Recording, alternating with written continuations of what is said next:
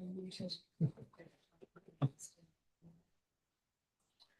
koutou katoa. It is now 1 o'clock, and a warm welcome to all around the table in the chamber and online to the Public and Active Transport Committee held on the 6th of November 2024.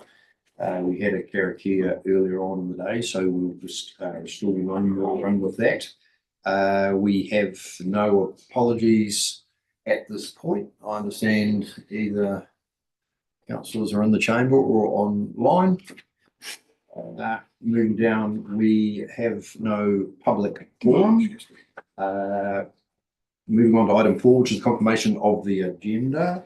I will move from the chair that we will deal with 9.4, which is the Mosgiel on-demand public transport item. We'll deal with that first. We have GoBus representatives here, and they're pretty keen to get back to their core tasks. So I'll move from the chair that first item that we dealt with will be 9.4. I've got a second, but thank you, Gary. Any discussion? If not, I'll put the motion. All those in favour, please say aye. Aye. Against, carried. Presentations. I should have also said we have a presentation, but I'll come back to that in a moment. Item 5 is declarations of interest. Is there any declarations of interest to be shared? If not, we move on to item 6 and welcome Dr. Alex McMillan, who is here to share with us some active transport research that she has been undertaking in recent times. And Alex, lovely to have you here. And we look forward to your presentation. We've got a sort of a 20-minute slot, so if we can have your presentation and questions within that period would be great. So maybe about a 15-minute presentation and we'll go to questions. But thank you very much for being with us today. Thank you, and tēnā koutou katoa. It's really nice to be back talking to you all. If you'd just like to grab a microphone, yeah, I think that's good. yeah, I was wondering about no that. worries. And just press the right hand button. Tēnā koutou katoa. It's really nice to be back with you all. So I'm a professor of public health here at Ōtākaro Whakaihu Waka, and my areas are in the interlinkages between urban environments and climate change and health equity. And it's really great to be invited to talk about this project that has been ongoing for the last decade now in Ngā Hau Mangere in Tamaki Makaurau, Auckland, Te Aromoa Future Streets. And the drivers for the project were both that we know in New Zealand we have a reasonably high burden of disease and health inequities as a result of our current transport system, and from international evidence that investing in active travel, more walking, biking and wheeling, including active wheelchair use, it can be really helpful for reducing that burden of disease and improving health and social justice, including access to daily needs and access to health promoting goods and services. And this was really the first attempt. There'd been some what we call natural experiment studies where councils and transport agencies had decided themselves to invest in walking and biking infrastructure, for example, and then epidemiologists like me have come along and tried to study the effects of that. But never been an actual intervention study where researchers had a chance to have input into the design, make sure that it's best practice in terms of the evidence, and then have a chance with a control group to measure as close as we could to like a randomized control trial what the effects are. And so the imperatives were both health and environmental imperatives. It's been a really big partnership between research teams at multiple institutions, funders like the Health Research Council, NB, and the National Science Challenges, as well as the transport agencies, the council in Auckland, and the Mangere Otahu Local Board, and really importantly, Ngā Mana Whenua ki Ngā Hau Mangere. And so the aims of the project were to take an equity focus, in other words, to focus it in a suburban community that is largely Pacifica and Māori, who are already experiencing health inequities from the urban environment, including being the first community to have a community dialysis unit as a result of their extremely high rates of diabetes that we know come from both physical inactivity, but also access to nutritious and healthy food. And then we want to measure the integrated effects of retrofitting suburban streets to help with walking and biking and active travel, and then be able to both measure and then model the effects of that on health equity and also greenhouse gas emissions. But we also wanted to demonstrate to transport agencies and councils a different kind of approach to designing, co-designing suburban street retrofitting with communities as well. So it was really a process demonstration as well, and to influence institutional change towards that kind of process. And we had a very strong evidence-based kind of theory of change about what influences people to walk and bike, what stops them doing so now, and what the outcomes might be for health and health equity, including things like diabetes and road traffic injuries, improved physical activity and social connection, and reductions in air pollution, which is really critical too.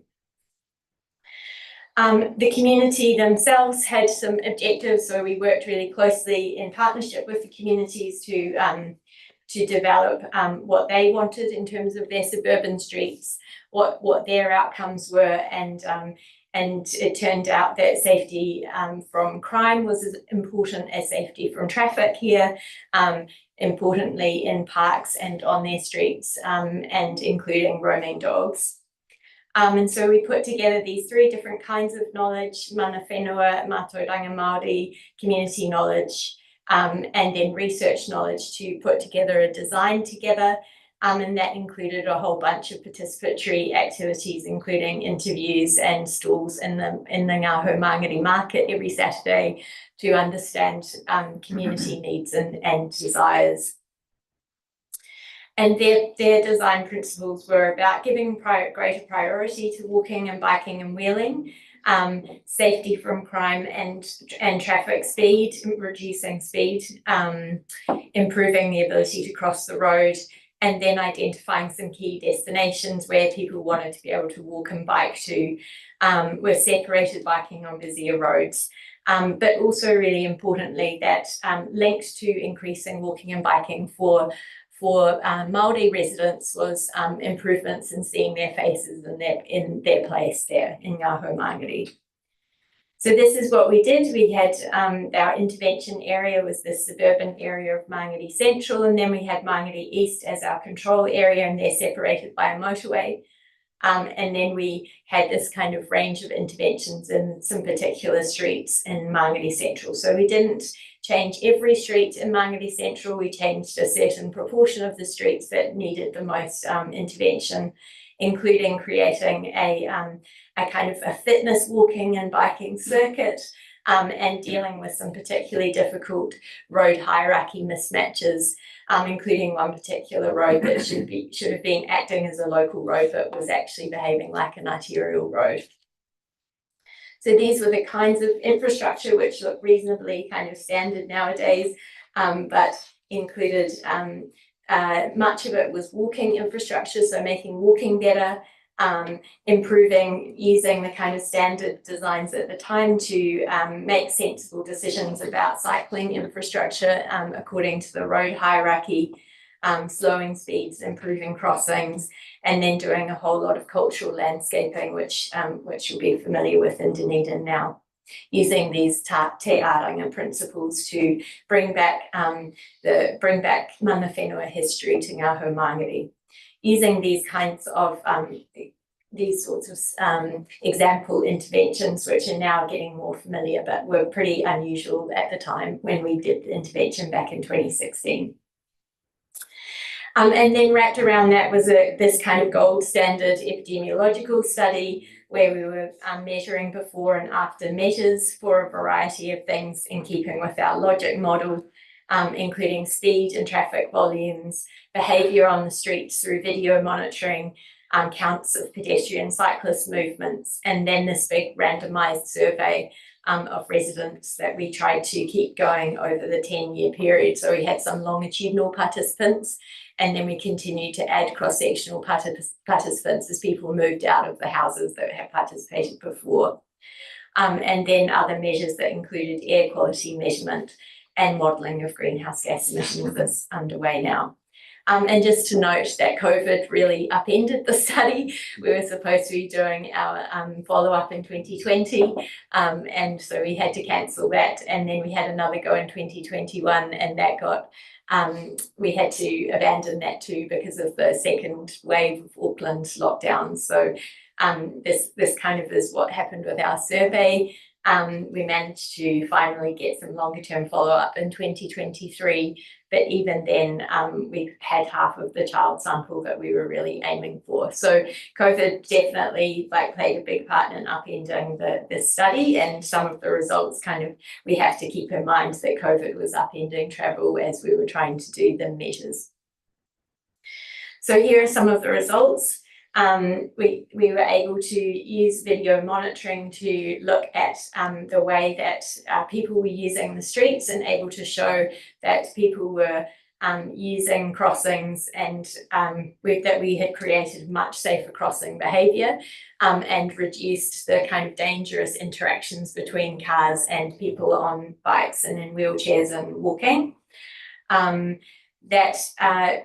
That we managed to have a substantial reduction in vehicle speeds and traffic volumes, specifically on the local streets. So these graphs are what are called difference in difference analysis, which means that we're comparing both over time in the intervention area, but the intervention area compared with the control area as well. So we're taking both of those things into account at the same time, and anything to the left of that line, that zero line, means a significant reduction in speeds and traffic volumes. And by design, we didn't change that on arterial roads, but we substantially changed it on collector and local roads. So our measures were effective at reducing speeds. And that resulted in substantial crash reductions. So another piece of evidence to show that reducing traffic speeds actually does lead to lives saved and serious injuries prevented. So on the streets that we intervened in, we reduced serious injury crashes by 90%, and all injury crashes by over 80%. And then we were able to look across the whole area as well, with substantial reductions across the whole area, even on streets that we hadn't intervened in compared with the control area. And in particular, on the streets that we intervened in, eliminated crashes that involved people walking, biking, and in wheelchairs. So just really effective at reducing those crashes with vulnerable road users, who are more likely to suffer from serious injury and disability from being crashed into by cars. There's mixed evidence about the effects on perceptions of sense of security and safety, and our survey suggested that we had a really strong effect on people's sense of security from crime, from the changes that we made. Many of the changes we made were about environmental design for reducing crime. But not such an effect on people's sense of safety from traffic. Whereas when we did our qualitative interviews, the opposite seemed to be the case, coming from the stories that people were telling, that traffic safety felt much better, but crime still needed some work. So a little bit of confusing findings there. I guess the end result was, did the intervention increase walking and wheeling yet? And again, there's this issue of COVID that got in the way. There looked like there was some initial significant increases in walking after the intervention, and then COVID happened and that seems to have dropped away. While for biking and small wheel use, things like scooters, there's a significant increase in biking and small wheeled use by having done the interventions. And even more, probably as importantly, but not able to be measured in a kind of statistically significant way, substantial increases in trips by wheelchair by a small number of people who use wheelchairs. So really some life-changing things for people with disabilities in that community. And some emerging evidence that there's been some increase in physical activity as a result of the intervention in adults, slightly less convincing in children who were already doing a lot of physical activity in this community, including walking, lots of kids who were walking to school before the intervention, but in ways that, in environments that were really unsafe for them. So we've probably not changed that very much, but just made it much safer for them. As a follow-on from this, having done the intervention study, that's become a nidus for broader intervention in the area. So community demand and community involvement in co-design for more walking and biking in the wider area around Ngā Hau Mangere has just meant that there's been a huge amount of will and community will for more investment at a broader level, which means that people can now do longer trips, especially by biking. And then this other thing emerged from the community, which was a Pacifica-led kind of biking culture, and these Ngā Hau Mangere e-bike trials that were led by a group in the community, Time to Thrive, and partnered with the research team to get e-bikes into Ngā Hau Mangere now that the infrastructure was there. And that just had a really life-changing effect for many people to be able to trial e-bikes, to be able to borrow them for 3 months and incorporate them into their daily lives. And for those people in the e-bike trial, they reduced their car use by a quarter. And that had really important substantial fuel cost savings in this community who were struggling to put fuel in their car on every payday. And so they were saving money, a lot of money on petrol by using these e-bikes. So in summary, we've set up successfully the building blocks for active travel in Ngā Hau Mangere, that there are patterns emerging across the analyses that are hopeful in terms of long-term mode shift and effects on health and cost savings, including stimulating community-led walking and biking initiatives, but that the epidemiology is really difficult to do in these circumstances. It's expensive. We won't ever be able to do this kind of intervention study again, and the results are slightly mixed, and we need to put that together with the stories for what's happening in the communities from the community members themselves. And there are some questions about whether taking a kind of creating this island of walking and biking within a sea of citywide sort of increasing car dependence is a really difficult way of doing it, and whether we need to go back to both thinking about communities and thinking about networks. And so here's just some ideas about what this means for ORC and you're thinking about active travel and public transport, that these two things go really closely together. We need good active travel to have good patronage of public transport. That we need to think about every street as a walking and biking street, especially in our urban areas.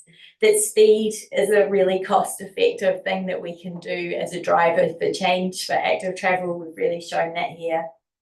That e-bikes are a really important piece of the active travel puzzle, and how the ORC might support e-bike uptake, especially for low-income households, is an open question that is useful to consider. And that potentially, you know, these kinds of infrastructure investments are important, but as important are cost-effective disincentives for car dependence in a wider way. And that even with the best epidemiology, measuring the effectiveness of these kinds of investments is really, really difficult. But that doesn't mean that we shouldn't be doing them. And we've done our best to demonstrate. And when we put that together with international evidence, I think there's a fairly convincing picture that these kinds of interventions really work.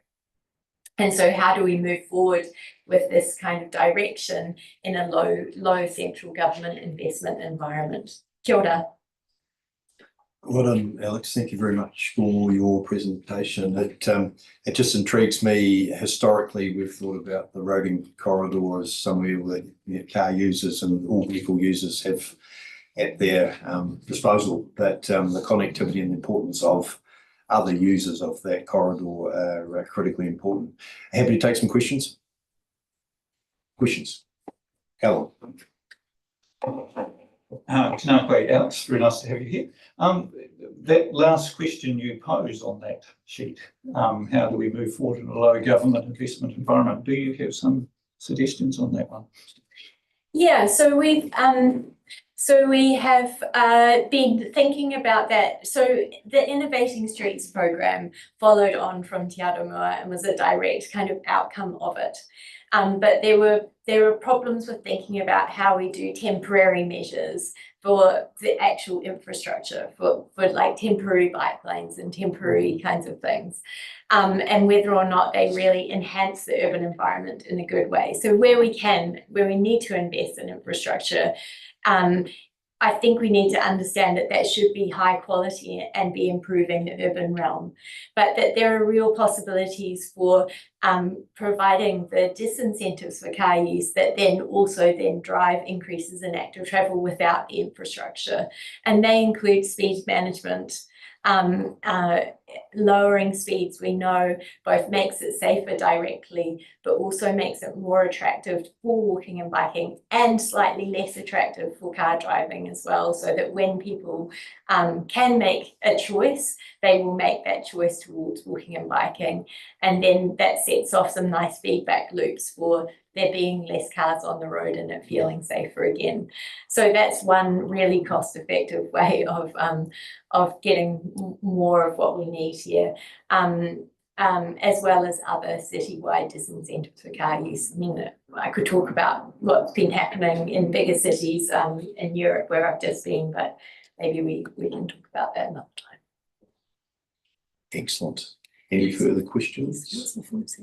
Well, Alexa, bring your hands.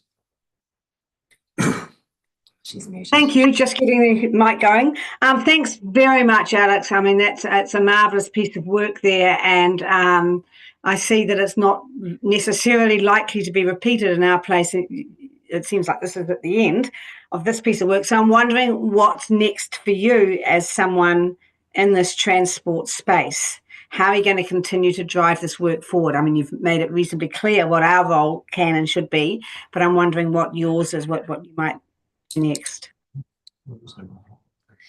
Yeah, I mean, I don't think we can. I think we need to put together the existing evidence now for change to happen.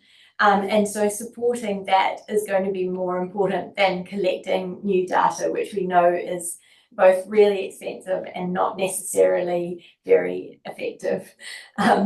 So we're not going to be able to do a kind of like show in Dunedin that this is going to work. So we're going to have to accept that, okay, if this is what works in Auckland, then it's likely to also work here. There's no reason why it shouldn't. So I guess my role in this is going to be, how do we put the existing evidence together better to support you and to communicate to the public about the importance of these kinds of investments. Right, thanks very much. That's clear and very helpful. Thanks, Alexa. Tim. I was just wondering if you might be able to explain further what you've got up there, cost effectiveness of the disincentives. What are the disincentives and the cost effectiveness? Can you just explain it further? Yeah, so how do we? So I think what we can see in cities elsewhere, including places like London, which is a huge city, I understand that, but not with dissimilar problems to what Dunedin has in terms of, you know, problems with air pollution, problems with increasing congestion, and problems with the high levels of car traffic injury costs and burden, and problems with the other health inequities of car dependence. And what they've done is not, you know, spent huge amounts in investing heavily in gold standard infrastructure. What they did was to start with some disincentives, and they included a congestion charge. They included an ultra low emission zone in the centre of the city. They included a 20-mile-an-hour zone across the city. And those three things together have actually, they're not expensive things to implement. But they have created an environment where walking and biking is safer, it's more attractive, it's easier, and there's become a critical mass that makes it safer and more attractive and easier and more pleasant. Yeah. So how do you view the changes that have been made in George Street in Dunedin, with one-way traffic and the speed reductions through the main street? Is that the sort of thing you're talking about? I think that's that was quite a beautiful and substantial investment in urban realm beautification that's had some partial success, I think. You know, that there are still some issues with speed along there and with the number of cars that are travelling through there, but it certainly had some partial success in making it easier and more attractive for walking and biking through there. Thank you. We've got Kate first, and then Gary, and then Kevin, but I'll just get the councillors to make their questions brief because time's ticking on. Kate. Well, yeah, I suppose I'll pose it. While it's hard to get funding for studies, are you interested in doing some more work in Dunedin? And the reason I'm asking that, I've got very wet feet from walking through a tunnels project this morning, and sometimes it's other studies that are more relevant that I'm declaring an interest here. Whether you're looking for more projects that might give good examples. Yeah, and I think that's a really good question, Kate, and it does come back to, do we what we've shown here is that even when you pour, so the study in the end was worth I think $4 million. The research over 10 years, we designed the best gold standard epidemiological study that you could do that no one had done worldwide before, and that even when you do that, the messiness of things, the range of different other things going on in the environment, in the communities that you're trying to study. For example, COVID, for example, other policies, for example, the fact that the transport agencies really needed to get on and intervene in our control area while we were still trying to measure the outcomes because that's what had been promised. All of those things mean that even when you put a lot of money into data collection and analysis, you may not be able to demonstrate what's really happening on the ground. And that means that the idea of repeating kind of more dirty, quick, cheap studies that are of lesser quality just to demonstrate a local benefit is going to be less helpful than just putting the good evidence that we have internationally and nationally together and then just going for it, then just knowing that that's what you need to do. Does that Thank you. Yeah, no, that's all good. It's well done on your patience. Gary. Thank you. Do you really think Dunedin has the problems that you're comparing to, even say the Mangere example versus the London example or other cities I've lived in around the world that I would have classed as having a definite pollution and traffic problem? I haven't experienced traffic gridlock like I have in other cities in Dunedin, and generally I can always get to an appointment in Dunedin at the time that I plan to. So given the capital expenditure that is going to potentially be needed, do you think it's justified, or have, in this capital hungry nation that we have at the moment, can we justify what is suggested here? I think that's a reasonable question, and I think that when we look at the evidence around air pollution, we know that Dunedin has an air pollution problem, and that motor vehicles play a major part in that. When we look at the Health and Air Pollution in New Zealand study, the cost of air pollution in Dunedin is as high as anywhere in New Zealand. We know that Dunedin has high levels of road traffic injury, including compared with the rest of the country. And we know that that the burden of disease from car dependence across the country is very high, as a country with some of the highest car dependence in the world. And in fact, the estimates of the burden of car dependence in New Zealand are higher than for smoking. And that's across the country, including Dunedin. And we have very high car dependence in Dunedin. And we know that we have inequities in access to healthcare that are related to transport in Dunedin, including that when you talk to people in outpatients at Dunedin Hospital, the people who can't get there by car aren't able to come to their appointments because of poor public and active transport provision, and that's increasing health inequities in Dunedin. And like I hear around the council tables, this pushback, and rightful pushback, against the reduction in investment in a new Dunedin hospital. And I'd love us to also consider, as councils, the we pay health saves question, because there's a lot that councils could do to take the burden off the hospital, including in the burden of car dependence. Okay, we might just keep going. Thank you. Thank you. Kevin. And it might be more a question that will end up with Richard, but just on going through your presentation, so ORC, I'm quite convinced that we're continually working on improving our bus service through Dunedin and the districts, and looking at further afield. So that's certainly in our realm. But when it comes to speed restrictions in Dunedin City and disincentives around, say, congestion charges and, say, increasing in parking fees, so it disincentivises you to bring your car in, is that not the... Hey? It's not directly our responsibility. That's right. Yeah, it's I mean, while we could lobby for it, that's actually the responsibility of DCC to take that if they're convinced that they... Just noting, we do have a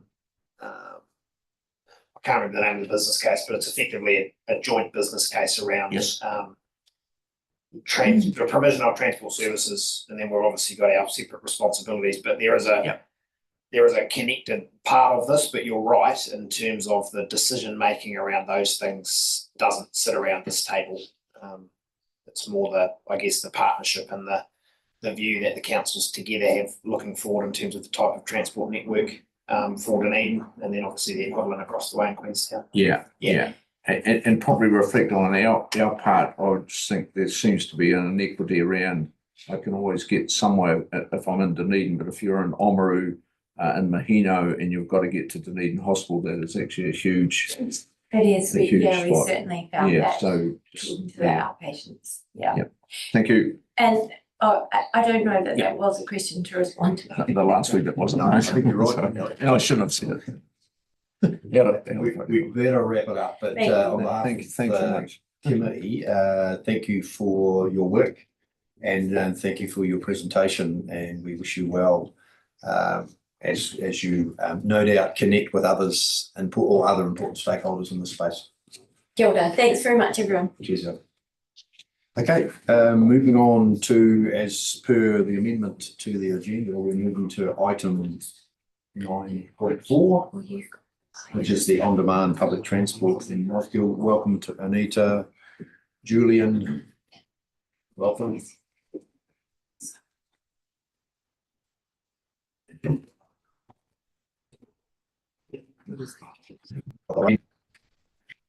And my COO from GoBus, Excellent. who is going to give us a presentation as well. Welcome, Ben, to you. Great for you to be with us today.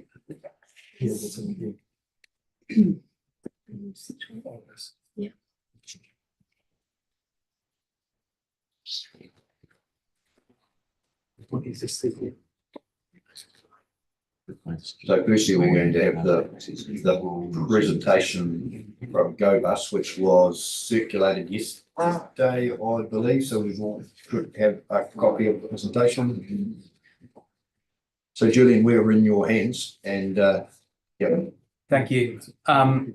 Yeah, just briefly, in August this year, council awarded the Unit 5 contract, public transport contract to GoBus Transport, covering routes in Mosgiel, Brighton, Green Island, Fairfield and Abbotsford.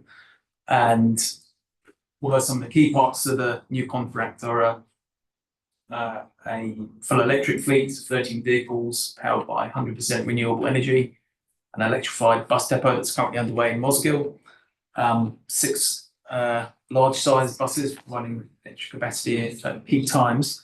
One of the other features is an on-demand service for central Mosgiel, also using a smaller full-size electric bus. So although some of you may be familiar with on-demand, I think the nearest one to us is probably in Timaru. It's reasonably new to Otago, and whilst we're in the early stages of implementation, we believe it will deliver a better quality of service than the existing scheduled loop service, routes 80 and 81, which are valued locally but not very well patronised. So we have Ben Barlow, the COO at GoBus, who's going to present an overview of the service to you now. Very warm welcome to you, Ben. Great for you to be with us today, and we look forward to your presentation. Thank you. Thank you, Julian, and appreciate the opportunity, councillors, to come along and have a chat and give you an overview of what is something that's very exciting. I know GoBus and the team. We're incredibly grateful for the opportunity to continue operating Unit 5 services for Otago Regional Council. Our team have a great working relationship with council staff and a very long history of providing reliable services to Otago Regional Council. I've personally been involved with the Dunedin Bus Network since 2015, and we're very much looking forward to bringing in the new electric vehicles and the service enhancements next year. So as Julian said, GoBus is introducing an all-electric vehicle option for Unit 5, which will replace the current fixed routes that are operating on 80 and 81, the loop service in Mosgiel with an on-demand service. For this service, we're going to be utilising the Liftango platform, who are the solution partner for this exciting initiative. We're going to be deploying one accessible electric vehicle. It's going to have all the required features, USB charging ports, and a lot of consideration has gone into this type of vehicle for the service. The Mosgiel on-demand service will operate using virtual stops, where passengers will use an app to book, pay and track their rides, while our drivers will use the app to validate the rider's fares, and that can include the current B card, which we'll work through with council, but the drivers will receive dynamically routed pick-up and drop-off instructions. In a nutshell, on demand picks up passengers only on request and takes them directly where they need to go within the predefined operational area. On demand can play a huge role in improving patronage and providing better quality service, especially in a low demand, low density area. We're very confident with our experience and our approach that the public transport network, in conjunction with the on-demand services in Mosgiel, will improve access and will be ideal for Unit 5 and outstanding for the customer.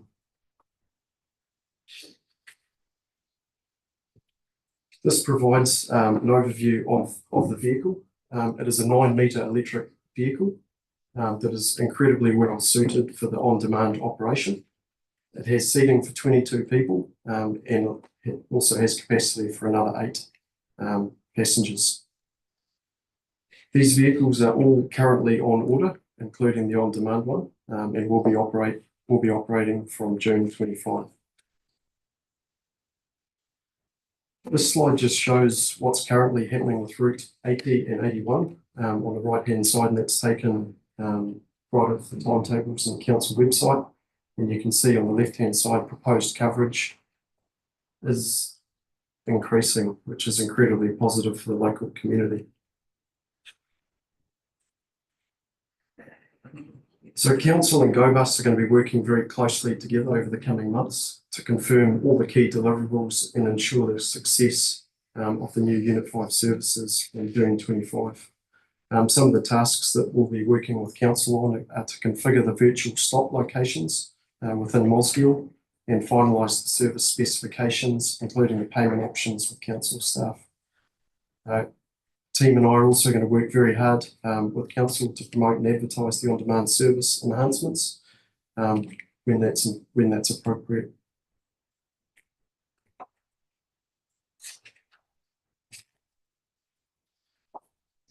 The passenger interface provided by Liftango is very, very simple and easy to use.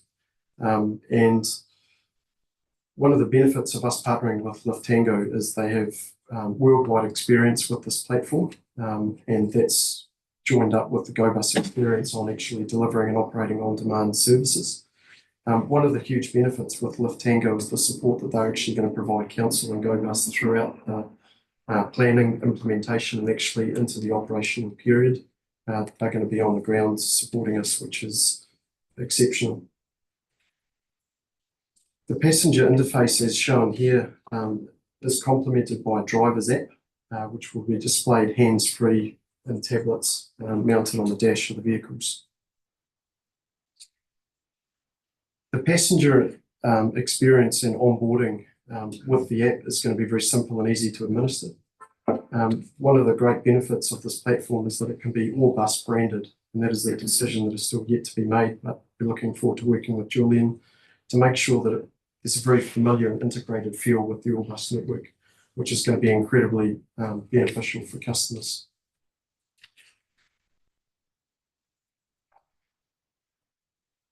It's also anticipated that the Otago Regional Call Centre staff will be available to support bookings and queries by phone for any customers who did not have access to a smartphone.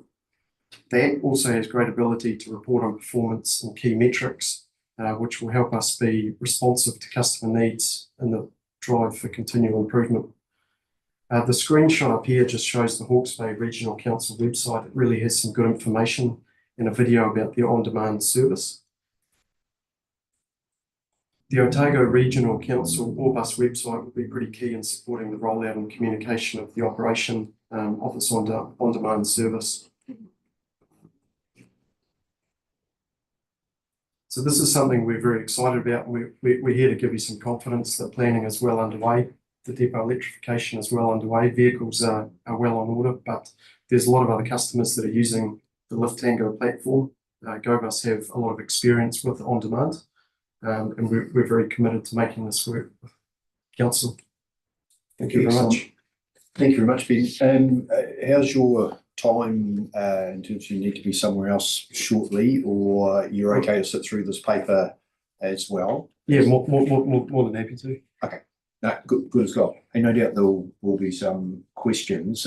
Just, you talk about a virtual stop, so to speak. I imagine a 9-metre bus is going to occupy a couple of car parks if that's what's already existing at these pickup points. Yeah, correct. So we'll work with council to identify those locations. And once that's set up in the app, you'll get a notification to walk to your closest pickup. It's defined through the app, and then you'll get dropped off to where you want to go. And there's exceptional connectivity to the main services coming into town. So it's going to be incredibly attractive. No, absolutely. Sounds very exciting. And the other query was just around the ability for a customer to ring for the services that's available. Absolutely, that's something we've discussed, and we're going to work with Julian and the team to make sure that the call centre is trained and can take bookings by phone. Questions for the Kevin? I suppose just further that one. So I ring because I'm 80 and I'm not into apps, and there's a few of them about. And and there's even younger people on the apps. But in reality, how do I know that that booking will be confirmed? So if I've got my app, it's pretty simple. You will come up on there and say it's confirmed. You'll pick up at 4:05 or whatever at whatever stop. So how will you do that? How will you confirm that by phone? Yeah, the exact confirmation process for someone to receive and make a booking by phone is something we have to work through. Yeah. And as part of the implementation and setup, that's one of our key tasks. Yeah. To make sure that you've got comfort sitting at home. Yeah. And you know where to go to execute your trip. Thank you. Can I just add, the intention is that we will have the app, the call centre will have the app. So they'll just do what the customer might have done. Right. Kate, Thank you. Hey, I must have missed it somewhere. The price for the service is, how's that assessed compared to the fares at the moment? I think there was a question around fares. Yeah, sorry, I didn't existing quite- fares. you would just repeat your question, please, Kate? Apologies if you couldn't hear me. How are the fares set compared to the fares that are done now? I wasn't quite sure. Council set the fares and will deliver as per the fare policy. Okay, so it's not a on demand as in a distance or anything else related. It'll be yeah. I thought it was, but I just wanted to check it wasn't covered. So if I just provide an answer, so the current policy is the $2 flat fare for the all bus services, and this is just part of that service. Obviously, we'll be reviewing the fare policies and principles as part of the regional public transport plan. And sorry, I've got two other questions. One is if the building in the south of Mosgiel continues to happen as it's proposed, presumably the boundaries can extend out towards Riccarton Road West. So the current contract is for the area that's covered in the picture in the agenda, page 108. Yep. Extensions of that would be contract variation. Okay, the only reason is there is planned quite substantial development there, and providing a bus service at the start is always better than providing it at the end. So, but I don't know what the timing is for that. Yeah, so it would need to be a contract variation, Kate, would need to bring back through council, and you'd have to authorise the expenditure. But as with any public transport, the option's always there to extend services if we're prepared to pay for them. Yep. And sorry, the third question, and I just can't remember how we ended up doing the rates for transport, but this is a substantially bigger area that will be dealt with, or are we just rating generally anyway? Wingatui, for example, wasn't covered and therefore wasn't paying the same rate, and I can't remember how we dealt with this in the end last year. No, the transport rate stayed the same, so it stayed the same over the same mapped area. That area here is actually fairly consistent with the area that we're rating. I actually think there might be a little bit just sort of north of the race course that might not be in the transport zone currently, but I actually think all the rest of that, what's covered in that boundary area, is already all being rated. Okay, and that's fine. That just making sure that we're, because it may have to be an annual plan change to be fair. Thank you. Gary Thinton. Thank you. Excuse my ignorance. The on-demand element of it, are the routes fixed and the on-demand element is the timing, or are the routes flexible and the timing flexible? So the route and the timing is completely flexible and dynamic with on-demand. So you can have people that have requested a route and are en route, and the route varies while they are en route as the route is varying because there is more people wanting a different route or wanting a different trip. That actually made sense. Yeah, within reason, it would generally complete the drop off and then it would be rerouted to the next person, pick them up, anyone else along route at a similar time and then drop them off exactly where they want to go. So it's going to be continually operating and available through the hours of operation exactly as it is today, Monday to Friday, and it will be routed when there's demand. So with a fixed route bus, there's no guarantee that anyone's waiting. All right, we're going to be collected along route, but with on demand, it will be sitting at a central location, waiting for a booking to come in, deliver that, and the app will. Part of the smarts of the app is it links the trips up to make it really efficient, get you where you need to go, and then start again. Right. Because we're acknowledging as per point 12 here that these routes don't perform well in ridership terms currently. So we have to be looking to something very different, but this is quite a substantial investment in moving to electric and then a big change. So you're obviously confident that this is going to increase ridership? In our experience in other regions where we operate on demand, yes, it has improved patronage. We're very confident this will hopefully do the same. But it's, an innovation, it's seriously convenient. And I think it's going to be very attractive to the Mosgiel community. Yeah, great. Right, just provide some clarity around the costs, because it's not a significant additional investment because we're already paying for the routes under the existing contract. Yes, the service is being provided within the same price for the whole contract for the recontracting of the Mosgiel services and the 80 and 81. It just, the on-demand replaces the 80 and 81 at no additional contract cost. Okay, great. We're just trying to get more for the investment, which is your point, I think, is how we Do something different to get more to people get on. better ridership. Yeah. Cool. No, sounds good. So this is one of the benefits of having innovative solutions being provided by the tenderers. Okay. Sorry, I might have missed you before. Sorry, I missed you before, did I? Elliot? Sorry, Elliot, and then Tim. Just on that issue, I was wondering, were there any cost implications for the contract with making the 77 and 78 larger as part of this package? Do you mean the vehicles larger? Yeah, the bigger bus. How much bigger? I know they were getting a bit bigger to. I think we're at 20 odd seats, 20 odd spaces bigger. But there weren't any unexpected cost implications associated with that. And then I was wondering, with the two existing loop routes, is the on-demand service, is there two separate on-demand services, or is that effectively being merged? So the two loops is one bus doing a figure of 8 every 40 minutes effectively, but it's split in two for ease of legibility. So this does, covers the same area, but then you've got, Wigan East Taree, and so on. Yeah. Cool.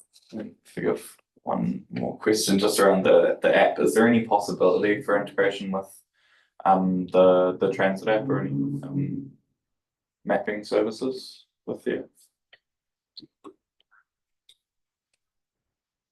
app? Good question. I'll probably have to get back to the team on that about integration with the GTFS in the real time.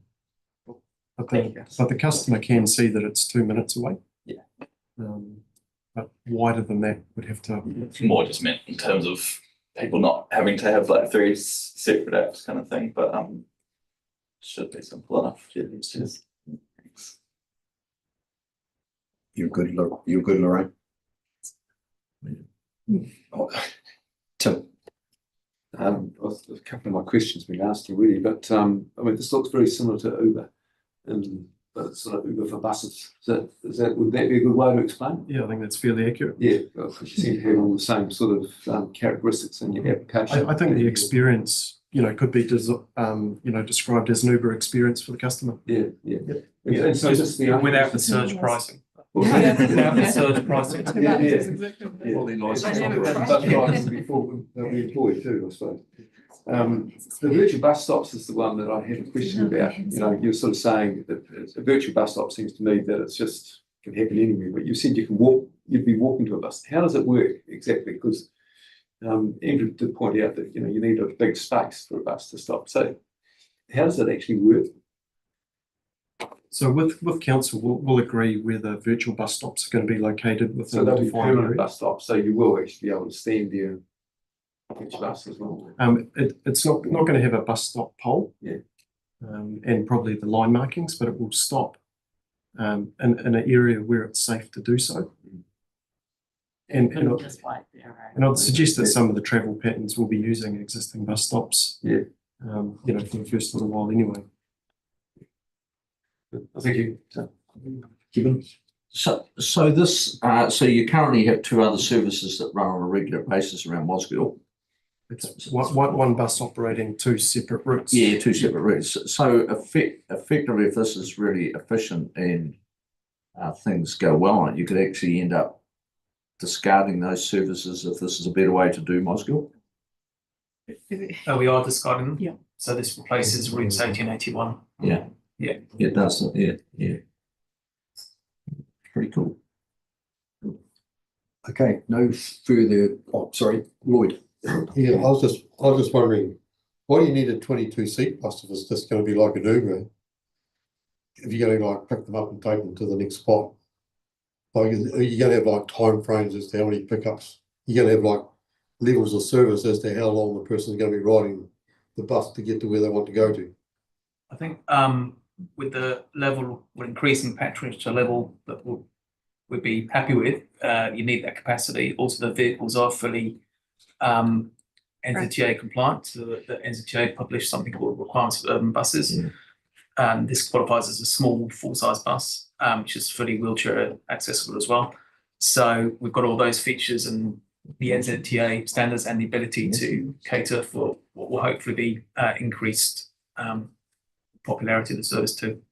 So the plan is there two of the buses? Just one vehicle. Just one bus. So it cruises around picking up and dropping people off around Mosgiel.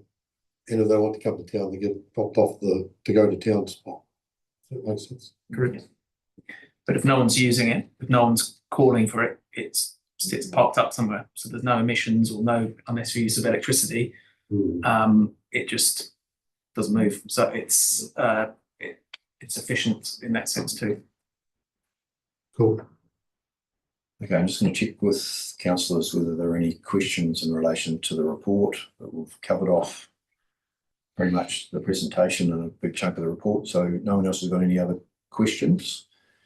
In that case, I'm happy to move the recommendation. Someone like to second the recommendation? Thanks, Elliot. Basically, it's noting the report which presents the on-demand service to be introduced as part of the forthcoming Unit 5 contract replacing Mosgiel routes 80 and 81. My only comment would be that a fully electric on-demand service for Mosgiel and those surrounding residential areas is fantastic, and I imagine when this is triggered 30 June of 2025, I think there will be a lot of people in Mosgiel will welcome it with open arms and take advantage of it. So thank you very much, and thank you, Ven, for the contribution GoBus has made to this point. I know there is still some what would you say, focus on fine tuning what it's going to look like, but you're well on the way down that path. So thank you very much. Elliot, did you want to speak at all? Yeah, no, around this sort of thing. Yeah. Okay. This is a really exciting new change in the network. It's great to see the capacity being added to the Mosgiel Fairfield and Mosgiel Express routes, and then this coming in to sort of complement that. I think at points we'll get asked fairly often about why the buses are so big, or why we don't get smaller buses for when people see the bus is not entirely full at certain points of the day. I think usually the answer is it doesn't make sense to, but where there is an area with specific dynamics and demographics in play, like the Mosgiel loop routes, then that might make sense to use smaller routes, and when that does make sense, that we actually do invest in that and try that out. So I'm excited for us to try that out and see what the community thinks. So thanks for putting the effort in and making this happen. And obviously very cool that they're all going electric as well as the rest of the network will be. Kia ora. Thank you. Any further speakers? Richard? Just big thanks to GoBus as well for being brave enough to try this out in our area. That's fantastic. I think you're right that it's going to be an exciting new addition for people in that area, and also to be able to extend the coverage as well to more of a peri-urban type scenario as we develop in that area. It's absolutely awesome, I think. And also what you mentioned about the investment and making sure that people are able to transition into the new system too. In the company, I think it's Tango. To be able to come on board as well and give us some support there. That's great.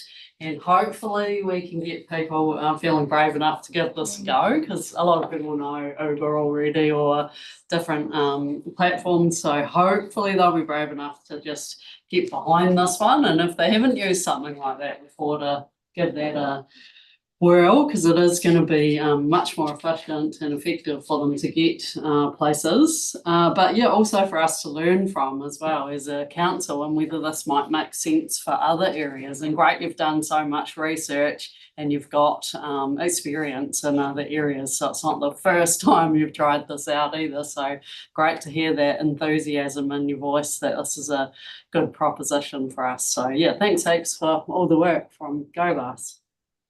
Thank you. We've got Alexa, then Kate, then Alan. No, not Alan. Alexa. Mine's not very different, really. I just want to also reiterate that we appreciate that you as contractors are working really well with our transport team to try and find solutions and to be innovative in doing so, and acknowledging that you're taking risks as well. And so it's really, really good to see, and I wish you all the best with this and hope that we can support you really well and make it work really well. Thank you. Kate. Hello? Yes, all yours. Hello. Yep, all yours, Kate. Oh, sorry, I've just had a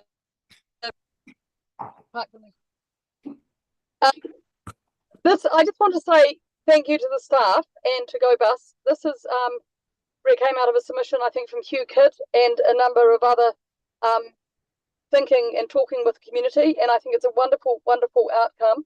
My only caution is in having a hard and fast line, which is done, I understand, with the best of intents, but may be problematic. And I've just put it out there that we just have to ensure that we're responding and being as flexible as possible. So just noting that Hugh would only just fall inside the line that is given from where he was living at the time when he gave that submission. And sometimes, yeah, it's just with that warning that we don't always have to have hard and fast lines to provide a good service. But otherwise, delighted.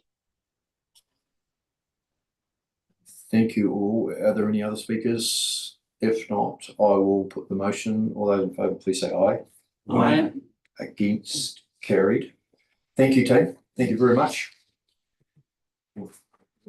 We'll go back to the item number 7, which I did not deal with, which is the minutes of the public and active transport meeting held on the 7th of August 2024, and I will move be confirmed as a true and accurate record. And I seconder. Thank you, Alan. Any discussion? If not, I'll put the motion. All those in favour, please say aye. Aye. Against, carried. Item 8, there are no actions from resolutions of the committee to be reviewed. And now we'll go back to item number 9.1, which is the transport operating environment. Welcome, Lorraine and Anita. We are in your hand. Well, I should say, in opening that the executive summary sums up the legislative and operating challenges we have, and you have nicely outlined what's in the report. Nicely bullet pointed in the executive summary, and I assume you've just worked through the paper in that order. So we're in your hands. Thank you. Thank you. My intention just is to take the paper as read, appreciating that the probably a key point of interest is the setting out of the specific allocations from the NLTP, and just to note that we are working through, we had the workshop last week, and they'll be coming through for decisions to be made in terms of the annual plan process. The discussion on the transport framework and revenue calculations, again, we've been picking up in different forums around the workshops on the regional public transport plan, RPTP, and the I guess what we're trying to signal are the implications of the government direction and the GPS for fare box recovery targets and higher inputs into the funding equation from what are called third-party contributions from developer advertising or employer or tertiary education.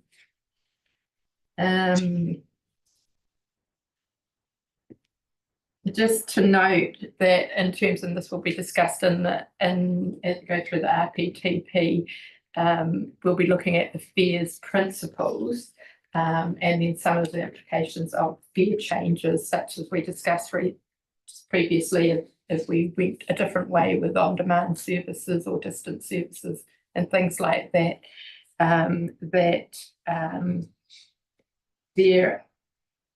we need to establish the principles first through the RPTP, and then look to implement them. And as we do in this business, we've probably made that as difficult as we can, because with the rollout of National Ticketing Solution, which is centrally organised, which is replacing our regional integrated ticketing system, our B-card, there'll be some restrictions around when we can actually change our fares in relation to the fares that principles that we determine through the RPTP. So but we'll work through that as we do. And although it probably seems less of a concern for us as a regional council, I've noted the changes with the new rule for setting of speed limits. It does remove the regional speed management plans. So we've discussed it through the Regional Transport Committee, and we hadn't progressed very far with the regional speed management plan before we got the signals that they would be withdrawn. So they are withdrawn now or removed. But just to point out that there are a lot of implications for the road controlling authorities with the speed limits that most of them and their own regional district speed management plans that they'd consulted on, and now will have to, in a lot of cases, actually have to remove. They don't have a choice, and that may create some issues or discussion out in the community.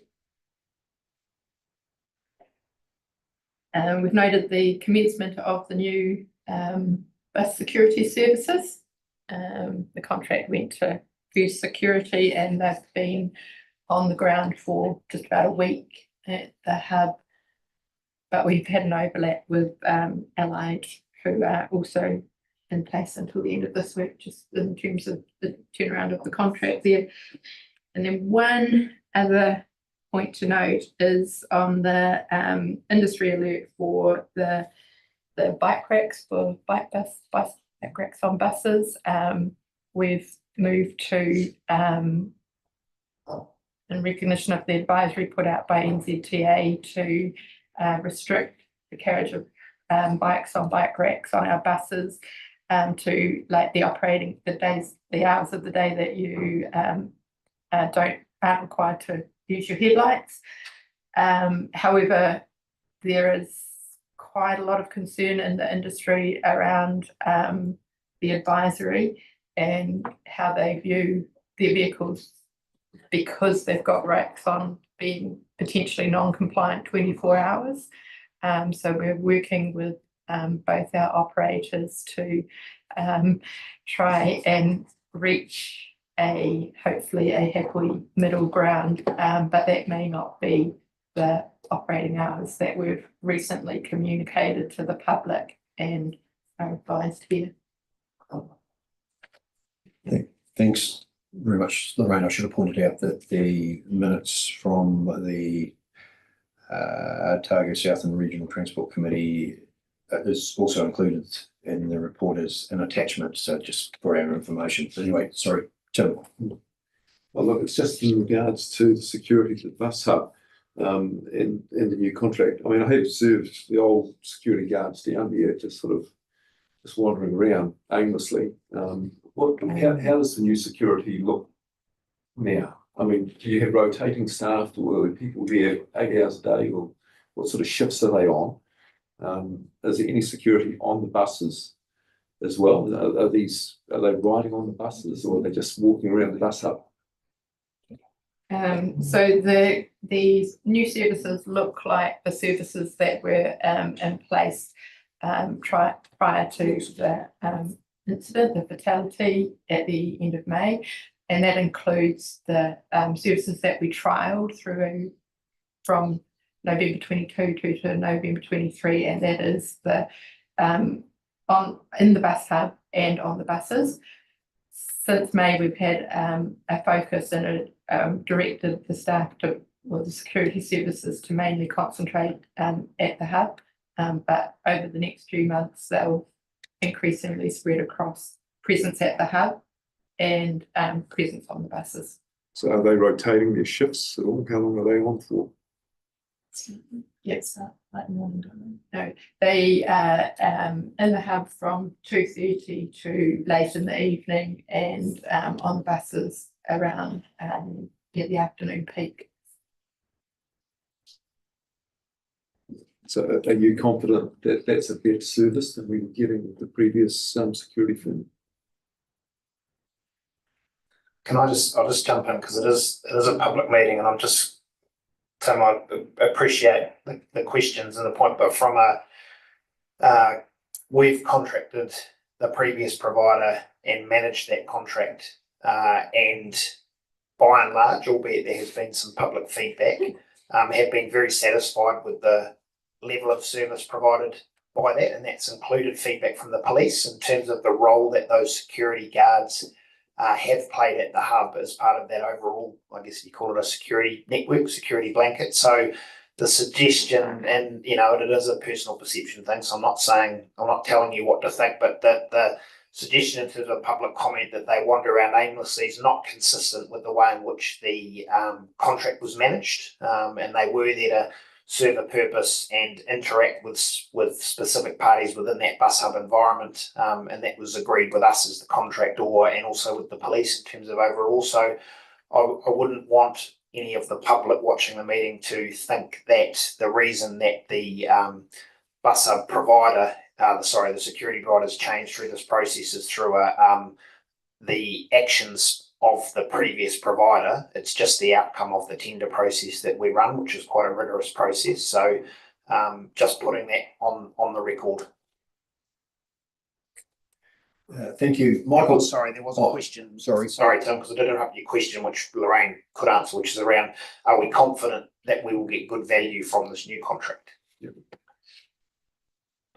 Yes, we're confident. As Richard alluded to, this was a competitive, rigorous tender process. We were very impressed by the tender contract offered by First Security, and we also, I guess, in a learning, feel like we will have very good contract management processes in place moving forward as well. Thank you, Michael. Thank you. Sorry, just trying to unmute myself. Didn't manage all successfully this morning. Thank God for that. 2 questions. The first question relates to incidents of disorder. So leading up until the dreadful tragedy that occurred at the bus station, there were numerous reported incidents of antisocial disorder, and they never arrived around the council table. So I'm interested in those reports and how they reported, Richard, to us as a council, in the initial instance, of course, to staff, and then to us as governance. And how, because that then gives you as chief executive and us as governance, I guess, confidence or not that the new arrangements are working or not, and whether or not those new arrangements do the job that they're required to do. So that's the first question. The second question relates to the powers of the security guards who are employed there. Now, my understanding is that they cannot physically intervene or place their hands on persons who may be creating antisocial acts for fear of being breaking the law and falsely imprisoning or falsely arresting or assaulting people should they step in. So could you please explain the second question, which is the job of the security guards to do is what, please? So I'll take the first one, Michael, and then I'll hand over to Lorraine in terms of the operating terms for the under the new contract. So in terms of the first one in our reporting, there's two ways. The predominantly incidents that are reported to us are recorded as health and safety incidents, and then there is a schedule that is provided to audit and risk on a regular basis. Every audit and risk meeting includes a summary of incidents, and that includes both our own staff internal, but also picks up our contractors, and that is how we manage and monitor and ensure we have appropriate responses in place with those contractors to make sure that we're satisfied we're meeting our health and safety obligations. I should say that also includes reports from members of the public around antisocial or unsafe behaviour on our network, which can be on the bus or within the bus hub itself. So we keep a register of those and a close eye on them and manage them as we do other health and safety incidents. So that's question one. I'll hand over to Lorraine. Can I just ask the corollary to that? Wouldn't it be better to report that to here? I mean, audit office, what does audit and risk meet? Every quarter? Shouldn't that particular report around disorder, given the tragedy that's been involved here and the disorder that occurred beforehand, shouldn't that come to the Public Transport Committee as a report to us? Look, we incorporate it as part of our overall health and safety responsibilities and the legislative responsibilities within that. We can have a look at the operating environment report, and I can talk to Anita or Lorraine about expanding the scope of that report. So we'll take that on board, Michael, and just have a look at how we split things. But it's important that we do continue to report it to audit and risk, who have that oversight of our organisation's risk in that health and safety space. But it's also important you report it through this committee as well, it seems to me, Richard, on the basis that the reason we're doing this is because of the level of public unease and because of the level of disorder that occurred there. Yeah. Can I just add, some of that information does come through this committee in terms of the quarterly report and complaints. So some of them will come through as complaints and not be a health and safety incident. So they do get reported in two different channels. But as Richard said, we'll consider how we can build that into these meetings as well, which only meet at the same cadence as the Audit and Risk Committee. Thank you. And you're going to follow up with Michael's other question from a operational perspective. So in terms of the powers, I think you called it the security guards, but the contract is set up for the security to deliver a presence, and then also to engage and utilise de-escalation techniques where there seems to be any sort of antisocial behaviour or unrest, if you like. Sorry, does that mean that you are confirming they can't physically intervene?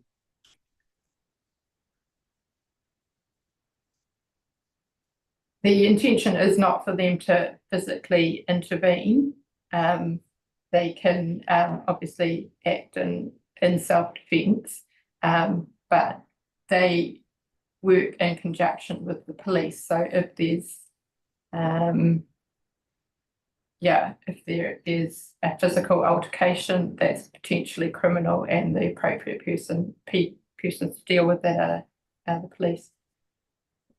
Thank you. Any further questions, Alan? Thanks. I was just going to ask about the e-signage rollout in paragraph 28. Could you give us a few more details about that timetable? I see it's unfortunately not quite as quick as we hoped. I can happily tell you that 25 units did fly out of the basement late last month and should be appearing on the streets in Dunedin as we speak. And unfortunately, there's considerable difference in the prices that we've been quoted for installation in Queenstown versus that in Dunedin, and we're trying to reach an agreement for installation, safe and effective installation at a cost that is a little bit closer to what we budgeted for this exercise. So I look forward to seeing those 25 around it. That's great. Thanks. Gary. Sorry, just going back to Michael's question. So are you saying that if someone is at risk of physical harm, or if an altercation is underway, the security guards have no ability to step in? They have to contact police and wait for police to arrive? They have no more powers. They do have ability, but they are trained and they have to operate within their own organisations, I guess, limits and restrictions and specifications. We aren't asking them to physically engage. So it would be their own call to take an action, as any member of the public may also choose to do in that circumstance. Would that be typical across all security services? So no matter what security service you engage in their tendering process and what we would look to seek, they are all going to be limited to that amount? Or is there varying levels where some do provide a greater level than others? No, the challenge is it's in public space, so they're the same as you and I in that respect. In a private space, they've got different powers, but essentially it's the same. No matter which service we contracted, they're limited the same way you and I are. Okay, thank you. If there are no further questions, there is though, and you've given on the whole hand up to note the report. No, I'm going on the whole report. We're just sort of finishing one part of it, so I've got plenty of others on. Well, just on the security part on 20, is that NZTA provide partial funding for that, like the rest of our bus services? Yes. Yeah, thank you. So they would expect our security people to look relaxed in that convivial manner, and yeah, that's really good.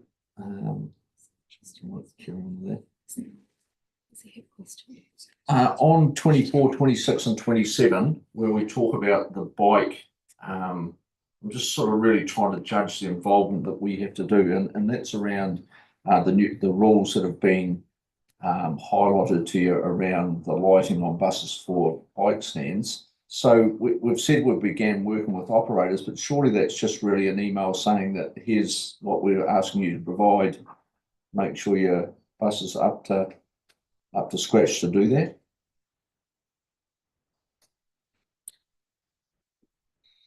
So we have, as I said, restricted the hours already, and we've worked with them and communicated that, and we've put out public communications on that as well. We now have to go through the process of assessing which vehicles are non-compliant and with what sort of arrangement of the bike racks. So it's we need to do it collectively because it's a contracted aspect of our bus services. And so we are asking them to do something or requiring them by contract by something that we're now, I guess, being told is potentially puts them and us in an unlawful situation. Right, yeah. So do they not have to certify to us that their bus is compliant? Is that not part of the, I'm just looking at the time involved. I think it's a new issue, and everyone around the country had assumed that this was okay because everyone had been doing it, and then it turns out maybe it's not technically compliant. So I think the onus is, and I understand we don't want to, we've got lots to do, but I think the onus is on us. It's an important part of our service in Dunedin because of the topography. So really working closely with our contractors to try and get a positive outcome in terms of the service is really important. So that's obviously what Lorraine and the team will do. But ultimately, the provider, Kevin, you're right, will need to confirm compliance with the law, and the concern that everybody has at the moment is potentially there isn't full compliance. And so it probably will take a bit of time to work through, because they will want absolute certainty that they will be in the right should there be an incident in the future. Yeah. Thank you. And you've attached the minutes of the RTC minutes. So is that to be questioned at the same time? No, they're just for our information. Purely for noting, so I can have a separate discussion on points within that. No, because outside this meeting, I'm saying. Yeah, well, my understanding, I don't even know whether they've been adopted by the committee. I assume they haven't. So it's just there for the noting, which was an August meeting. I'm not sure. Have they been? I don't think so. So they're not up for discussion. They're just for our information at this point in time. Thank you. Happy to move your report. You just hold that thought. I'm just going to go to Elliot first. Yeah, just on that bike rack issue, and I hate to ask you to crystal ball gaze a little bit, but the NZTA advisory had a maximum of 5 months. Is there a time frame we're sort of expecting in terms of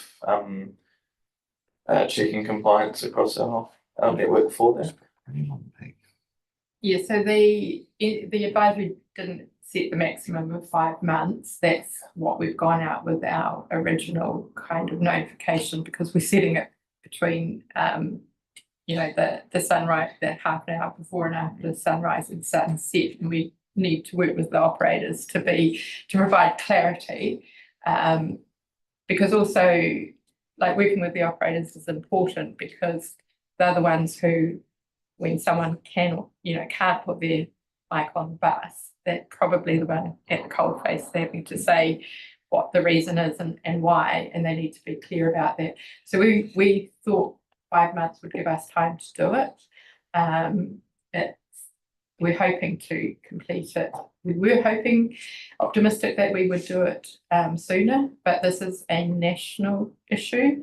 And I think the type of people who can certify that the bikes are compliant is going to, they're going to dry up or disappear or be seconded somewhere else really rapidly. But we are working on how we will do it as quickly as we can.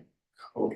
And just for full clarity, I know there were some questions raised and probably safety concerns around bikes being alternatively brought into the buses themselves. Could you just confirm what the status of that is? Is that a not allowed, or a up to driver discretion, or a allowed kind of thing? So again, this is something that we need to work with the operators on. We don't the advice is, at the moment, is that there is discretion, but it's limited to where, again, it might be a more vulnerable younger user and potentially with a smaller bike, and there's capacity, within the bus. Okay, thanks. Excellent, thank you, Kevin. Yeah, happy to move that we note this report. Yeah, thank you. Seconder, thanks, Elliot. Any discussion? If not, I'll put the motion. All those in favour, please say aye. Against, carried. Thank you very much. Moving on to item 9.2, Regional Public Transport Plan Update. We welcome Jack to the table. And Daniel. Excellent. Thank you very much. So this is a bit of an update for the committee. We've obviously had a couple of workshops. We're aware that staff have been working with stakeholders and territorial, including territorial authorities. So there's obviously a number of work streams come together, and you're happy through this paper to receive feedback as well. I assume. Yes. Are in your hands, Jack? Yes. Okay, thank you, Mr. Chair. So just to give a bit of an overview, this paper presents an update on our progress in drafting the Regional Public Transport Plan. Attached is a copy of our working draft, which we're calling a 50% draft. This shows the shape of the document and it outlines much of the content.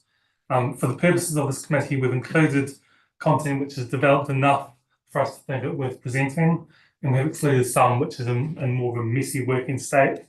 So we've replaced some messy working with just under development notice. So the content that is included, it's still illustrative at this point from your perspective, and it will undergo further development. The most important part of our work is to develop our policies and actions, which we summarised in the workshop 2, as well as we'll also need to work on making sure the supporting text and other content such as maps are telling the narrative that we're trying to tell through this plan. We expect this will involve a lot of simplification and shortening. Indeed, since we finalised this paper, there's already been some simplification to our working draft since we locked this into our committee paper. Meanwhile, as we work through, our stakeholder engagement is spinning up, and that will be a really major focus in the next month or two. And in parallel, obviously, our development of the document continues. So the paper today focuses on the structure of the plan. That is to say, the 5 focus areas and objectives that we presented in workshop 2. And we're putting those in front of you in a more formal environment than the workshop.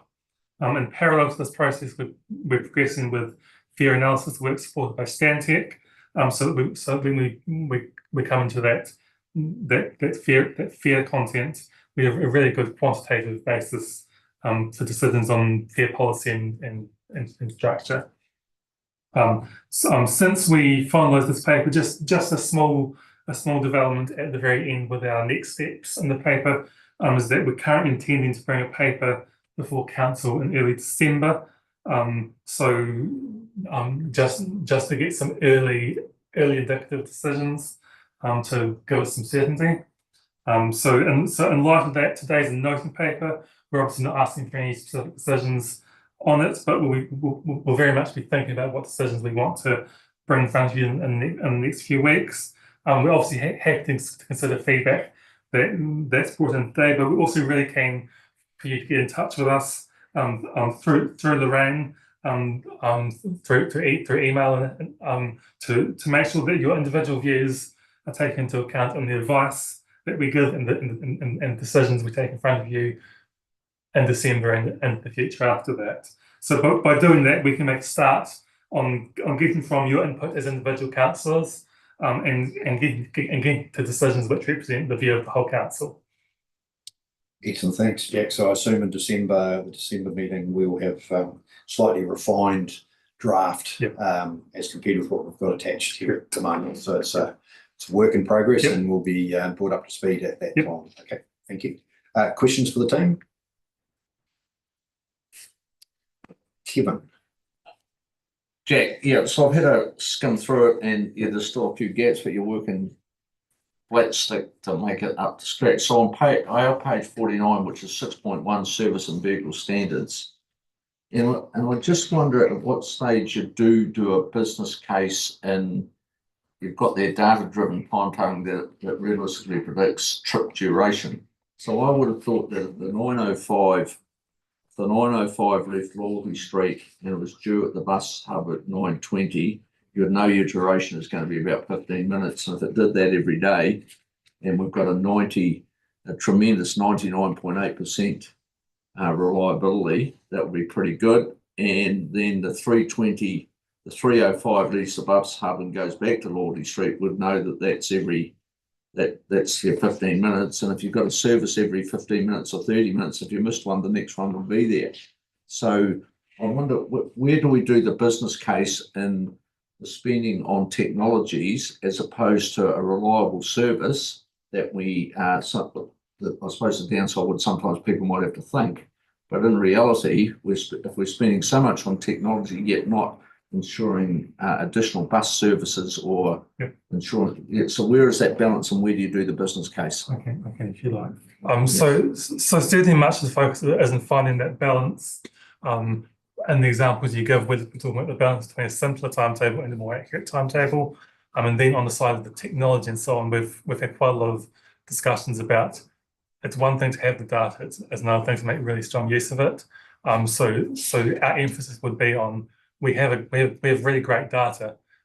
There's still more work we can do to make really strong use of it in areas like the example you give is bus timetabling and the precision of bus timetables and so on. But there's many other areas where that sort of use of data is an open question as to how we do these things better. My probably point is there that I'm probably saying is when does it become an overuse of data for no benefit? Great. Right? And that's the balance I'm looking at, because I think we appear to be concentrating so much on the data, not on, and we're getting a great service anyway. So surely me as a patron, I've got a 99.8%, which again I should have said in the earlier report. That's tremendous. That's good. So that's just the balance. That's a good question. That's the balance we want to see. We don't want to pay a lot for that last 0.1%. Yeah. Cool. Thanks, Jack. Questions, Alan? Thanks. Look, perhaps following up on our safety discussion, I'm on council paper, page 51 or page 26 of the proposed plan there, where it says amongst safety measures, including full CCTV coverage on all buses, and at bus hub. Is that already in place, or is that something a new proposal? I believe it's all in place. And if it's not, there will be very exceptions. And so that would include recordings of. Is there some way of storing those recordings there? Yep. So we do the CCTV on all of our buses apart from a very small proportion of our oldest contract, where they were required about 10 years ago now. Is that, and that's great to hear. Is there any evidence to show how useful that is? Or is that a bit of a... We make regular use of it. We make regular use of it. Right. Yeah, especially for some of the issues that we've also been discussing today around incidents and yes. Any further questions? If not, Jack, thank you for the suggestion that you're happy to take feedback at any time as we move along this journey or this process or whatever. So really appreciate it. And would someone like to move the three recommendations? The first one is that we receive the report. The second one is that we note the draft focus areas and objectives for the regional regional public transport plan, subject to feedback received from the committee. And 3, notes the draft policies and actions for the regional public transport plan, subject to feedback received from the committee. Happy to move, Alan? Yep. Happy to second, Elliot. Any discussion?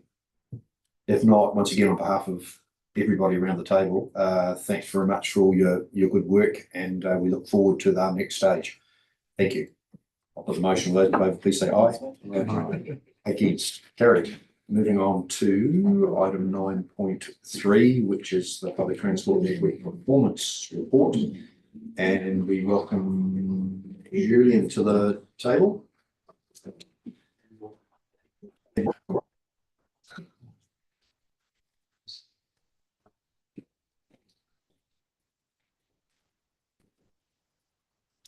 Nobody wants to sit beside me, but. So this is the first quarter report and yeah, we look forward to we've obviously read the report, so we take it as read, but no doubt there may be some certain points that you'd like to highlight, Julian. Laura. Yeah. Thank you. Thank you. Just a brief summary. So, yeah, as I said, just the first quarter, it's continuing the previous financial year's strong performance, with Dunedin and Queensland up at 8% and 9% respectively in terms of patronage. Total mobility up nearly 18%. In terms of reliability, marginally improving, 99.8% of our services are operated. Ferry service patronage remains lower, the 23% drop compared to the same quarter last year.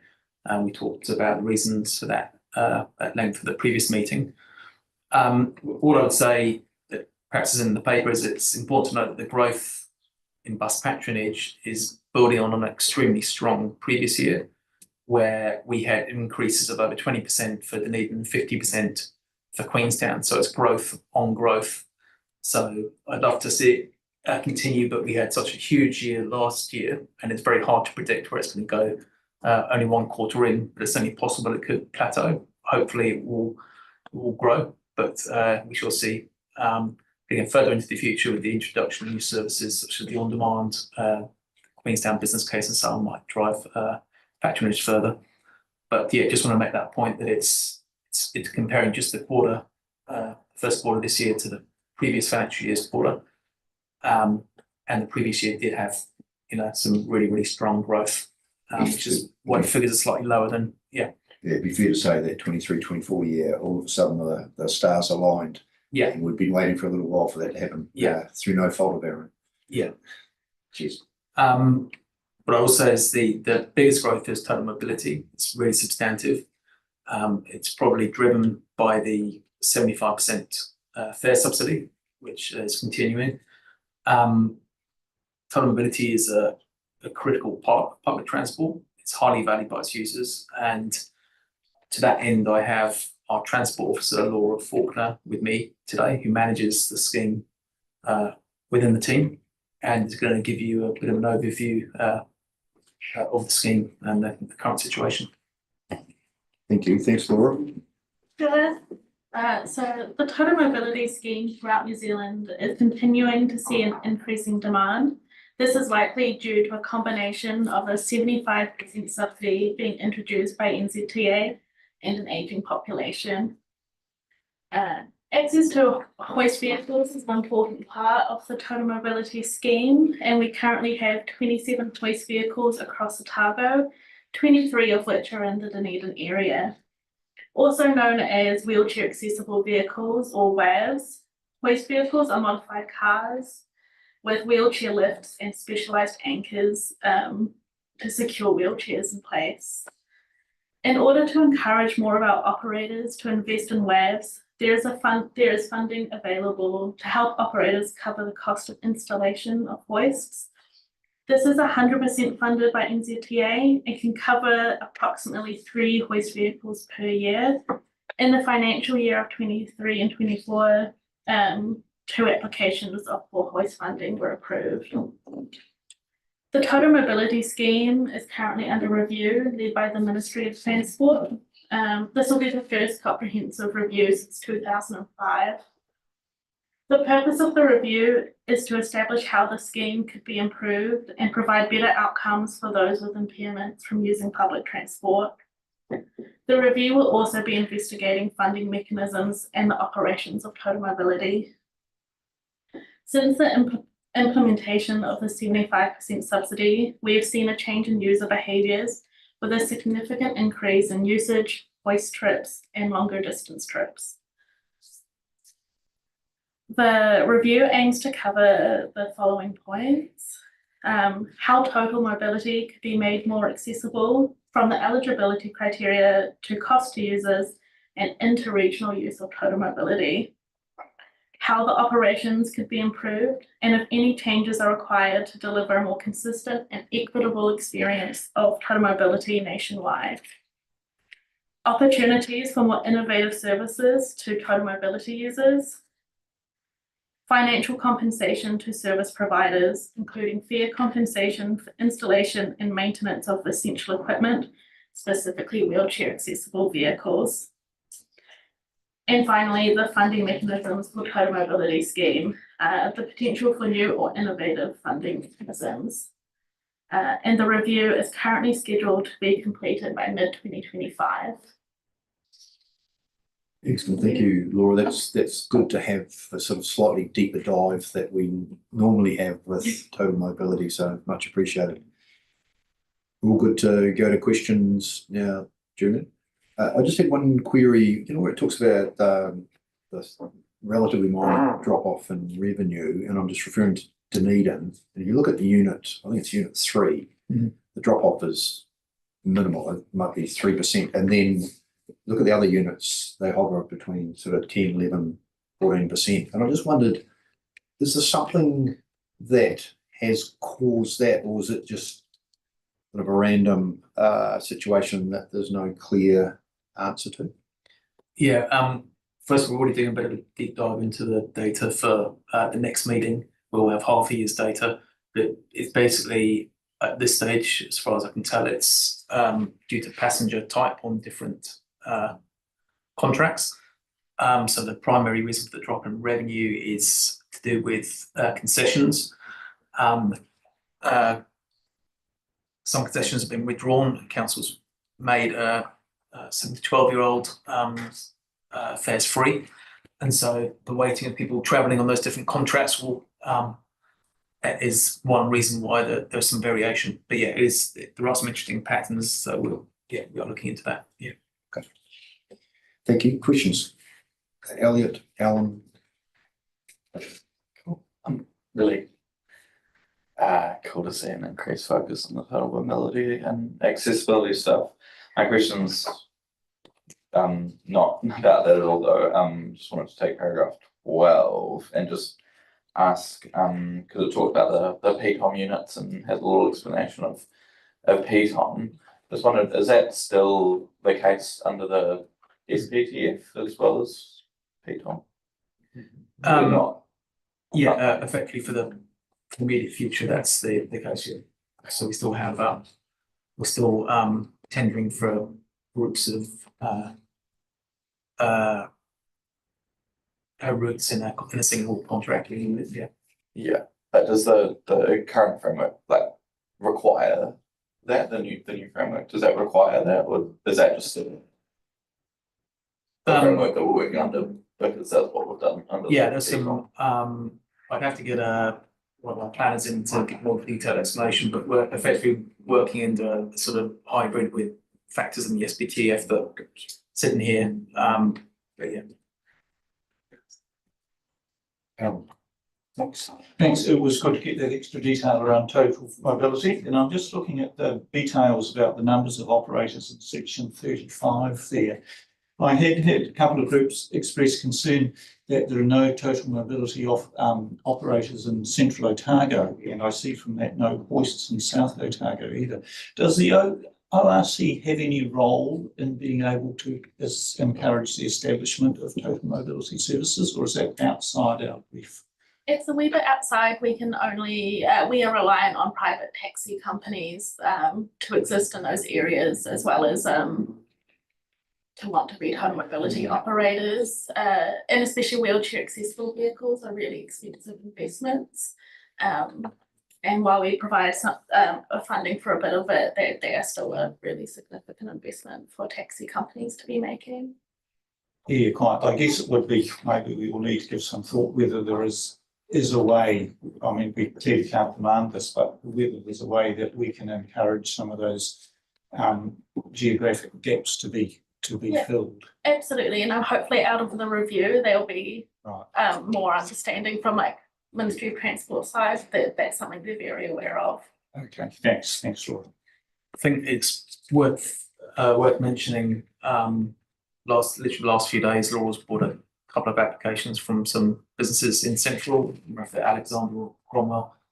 But as she said, we're reliant on the operators existing, and we've had lapses in places like like Cromwell, like Balclutha, and then managed to attract them back. I think there's a bit more, total mobility is a bit more widely known than it was some years ago. So that, yeah, but as where we do benefit is the percentage of our vehicles that are wheelchair accessible is actually very high, if not amongst the highest in the country compared to some other regions.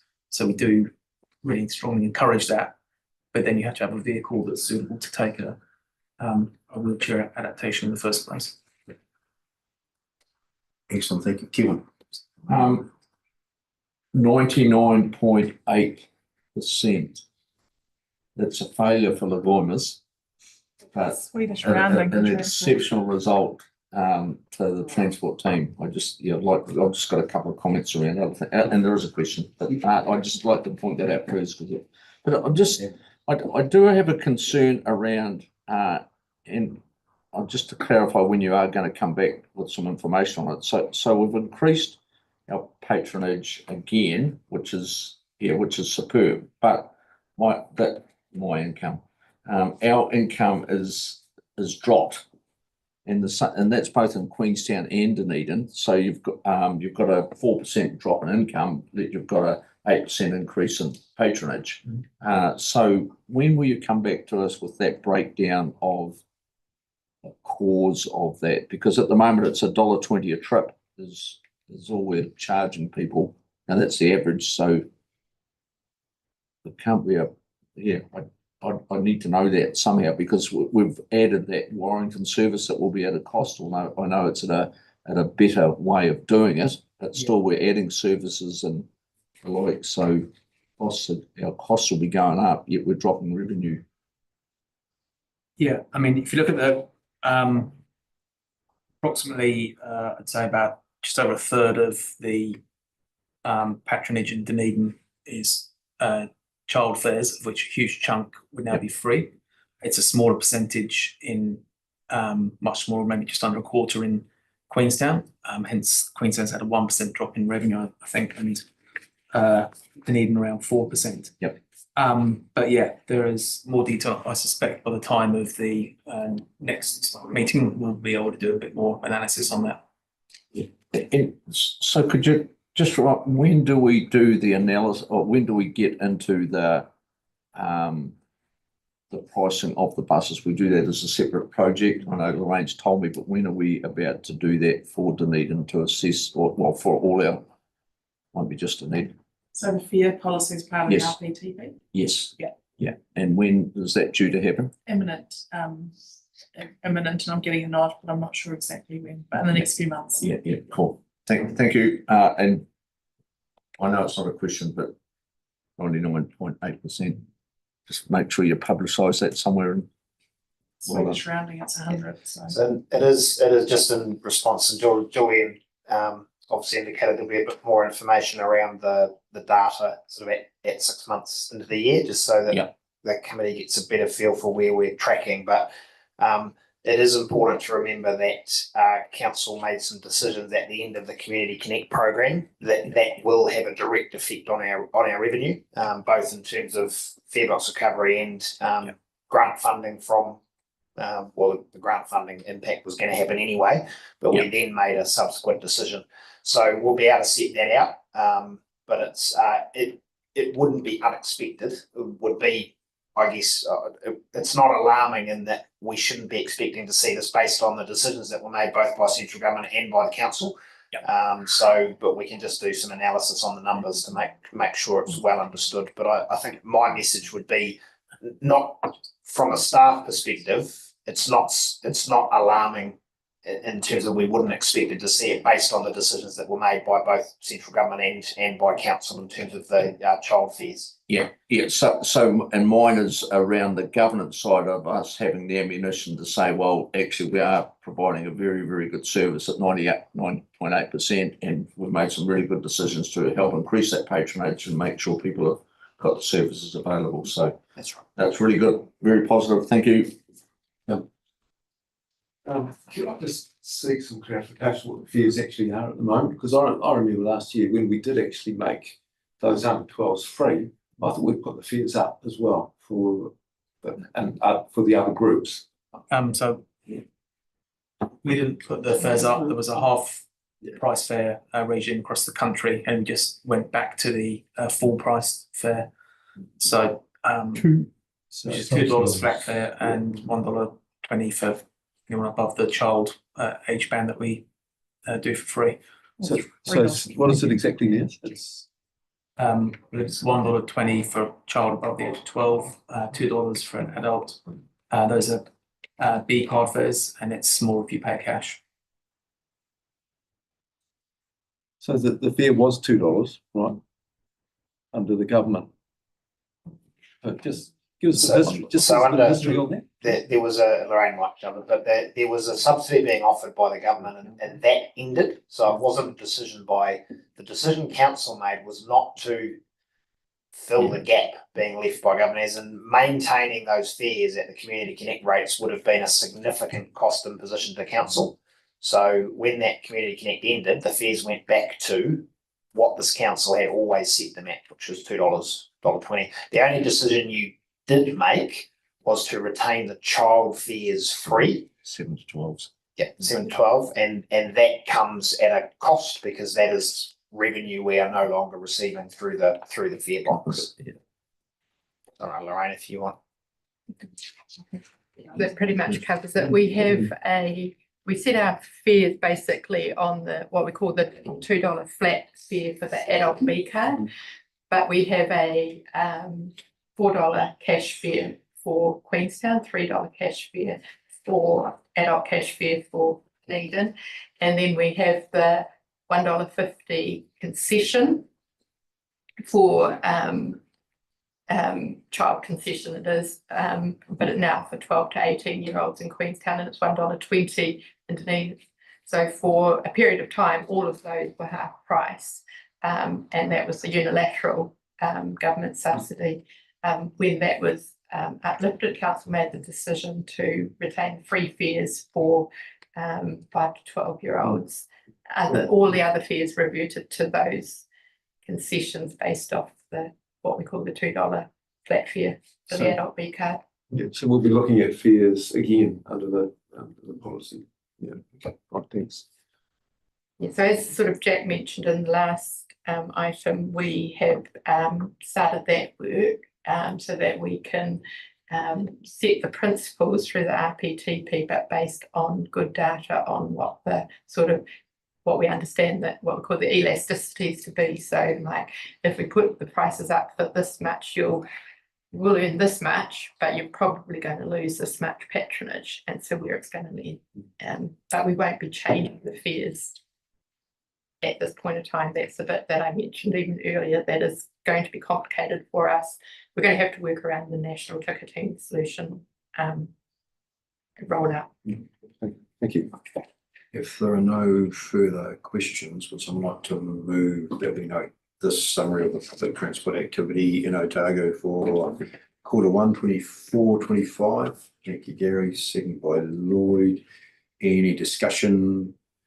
If not, I'll put the motion on that. Please say aye. Against, carried. That now completes the public part of this meeting. Thank you very much, team. Thank you, Laura. Thank you, Julian.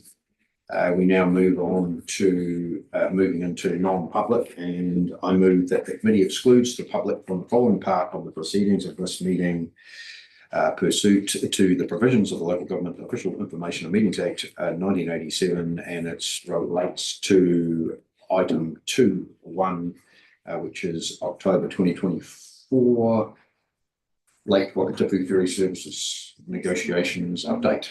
I'll move seconded by Alan. Any discussion? If not, I'll put the motion as in favour, please say aye.